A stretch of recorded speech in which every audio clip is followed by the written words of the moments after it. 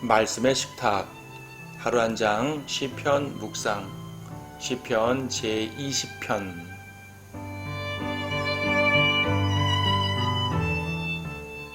20편 7절 말씀을 보도록 하겠습니다.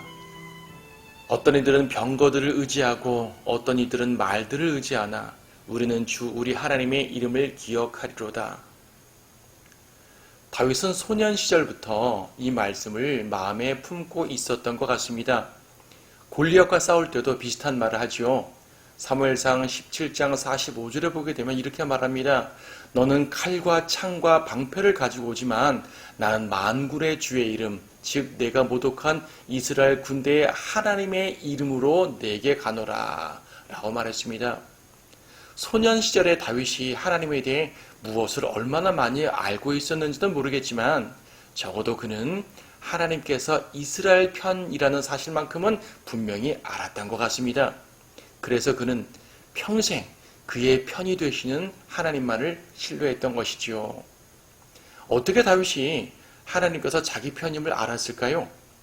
그는 이스라엘이 하나님의 군대임을 알았던 것입니다. 하나님의 군대면 하나님의 이름으로 싸우는 군대입니다. 다른 말로 하면요, 하나님께서 자신의 이름을 걸고 지키시는 군대라는 말입니다. 이스라엘은요, 하나님의 이름으로 보호받는 백성이었기 때문에 다윗은 그 이름을 의지할 수 있었던 것입니다. 성도들은요, 하나님의 이름으로 불리는 사람들을 말합니다. 특히 우리는 그리스도인이라고 불리는데요, 이 이름은 그리스도의 사람들이라는 말입니다. 우리를 호칭하는 이름에 아예 그리스도라는 말이 들어가 있습니다. 그리스도의 이름으로 보호받을 수밖에 없는 사람들이란 말입니다. 우리가 하나님의 자녀라고 불리는 이상 하나님께서는요, 그분의 이름을 걸고 우리를 지키실 것입니다. 그만큼 그분의 이름은 소중합니다. 예수님의 이름이 얼마나 소중한 줄 아십니까? 예수님의 이름은요, 우리를 구원하신 이름입니다. 우리를 죄에서 건지신 이름이고 우리를 죽음에서 살리신 이름입니다. 또한 그 이름은 우리가 아버지께 나아갈 수 있는 유일한 이름이고 천하의 모든 것을 무릎 꿇게 할 수 있는 권세 있는 이름입니다. 우리는 언제든지 그분의 이름을 기억할 수가 있고 또 주장할 수가 있습니다. 바로 우리가 그분의 이름으로 불리는 사람들이기 때문입니다. 이방은 그 이름을 사용할 수가 없습니다. 세상은 그 이름과 관계가 없습니다. 거듭나지 않은 사람들에게 그 이름은 소용이 없습니다. 그래서 기껏해야 병거와 말, 창과 방패만 의지하는 것이지요. 재물과 지혜, 세력과 명성만이 그들이 의지하는 모든 것입니다. 하지만 사랑하는 성도 여러분, 우리에겐 그들이 갖지 못한 하나님의 이름이 있습니다. 십자가의 은혜로 주어진 이름입니다.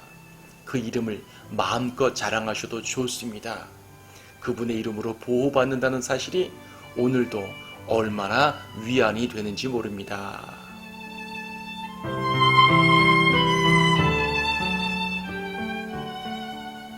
시편 20편 악장에게 다윗의 시.